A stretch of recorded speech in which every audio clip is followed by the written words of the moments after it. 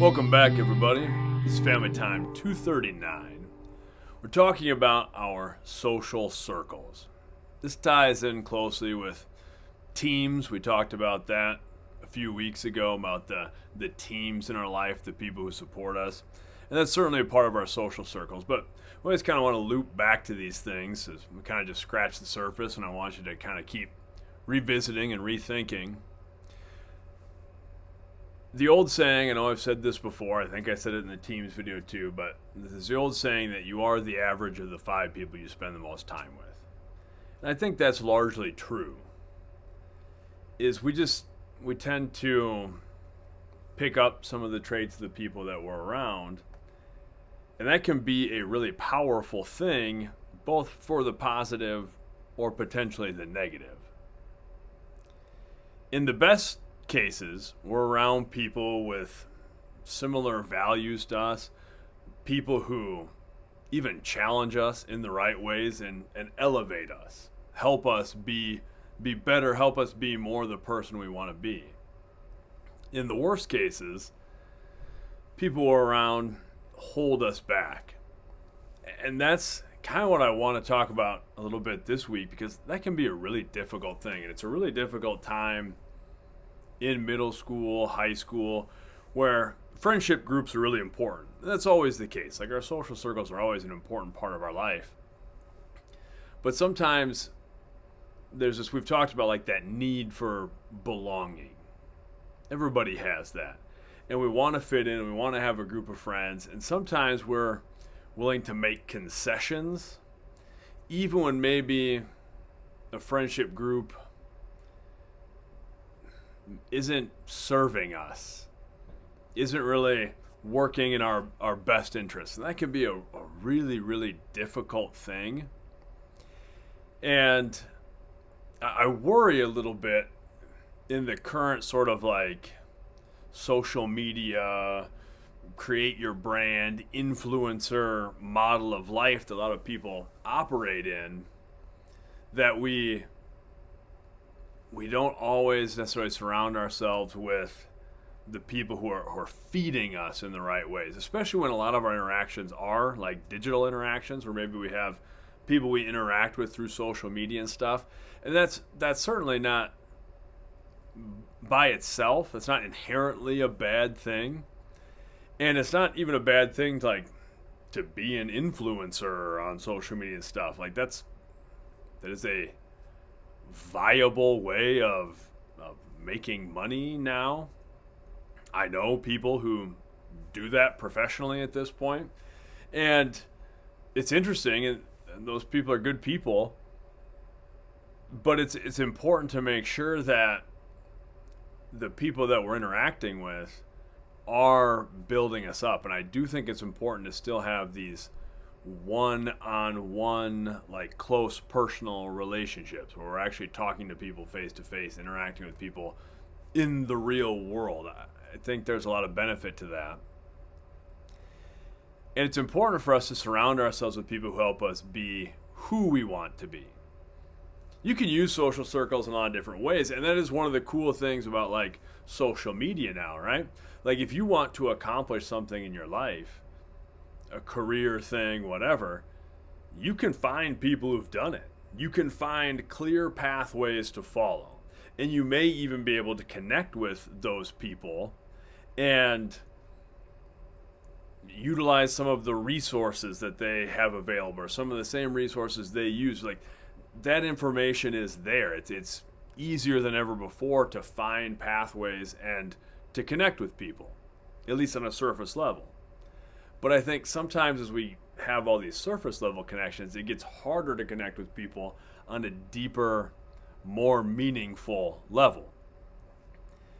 And that, I think, is the most important thing. I think for me, having sort of just a real peripheral experience with that, like when I wrote a book and that got published, there's always kind of some of the pressure maybe put on by me, but some by having a publisher and stuff like that. There's like this idea of like, well, you have to have a brand, and you have to have an online presence, and you have to have a social media presence. And I was never very good about doing that, just because it doesn't fuel me, man. Like, it doesn't feed my soul. So, like, doing the social media stuff, whatever, it's like, this is not for me. And, like, I feel like it's something that, like, I have to go do. I don't like it, man. I'm more like, I like to talk face to face. I like to interact with people. I like to, if I need space, I don't really want to be on my phone. I'd rather be out in the woods or building something like that. So it just doesn't fuel me. So I kind of, I dipped my toes into it a little bit, and it was neat. Some of the connections and stuff, doing like podcast things and talking to people. I met some cool people, and there were like opportunities that even presented themselves, but I felt, just for me, I was like, that's not really what I want, man. I want my community here. This is what I'm about. So I think that's important to understand those things. And I also think at the stage you're at in life, you have to start making some difficult decisions about, like, hey, are the people in my social circles really fueling me in the way that I want? I don't mean that as like a selfish thing. You want to give back to those people too. We talked about that before. Like, how do you contribute to your team? How do you serve other people? But understanding that you don't want to just let people like be a vampire off of you too, right? And you're giving a lot of your emotional energy and not getting things back. And I think, like, I talked about growing up on the north end of Mason City, growing up with a lot of my cousins, and we had like a group of us that were the same age, and it was cool. It was a great way to grow up. But getting to a certain part in life, certain stage in life, where some of the people I hung out with, some of my cousins and stuff, they're just making different decisions than I was. They were, and some of them got really involved with alcohol and drugs and things like that. And it was like, this is not the path I want to be on. Kind of luckily at that time we were diverging. They were doing more of that. I was getting really into athletics and things like that. And it was like, hey, we're on the same path. And that's a tough thing because, like, especially you grow up, I think, with a low socioeconomic area. I think if you grow up in kind of a tougher neighborhood or things like that, there's like a loyalty. Loyalty is like a big deal, and I still feel like a loyalty to like some of those people. If they needed something, yeah, one of my cousins calls, it's like, yeah, I'm going to help, but also having to realize that, like,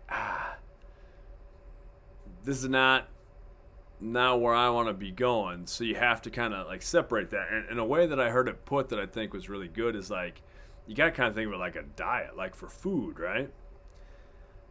You got to kind of think of some of the people in your life that way a little bit.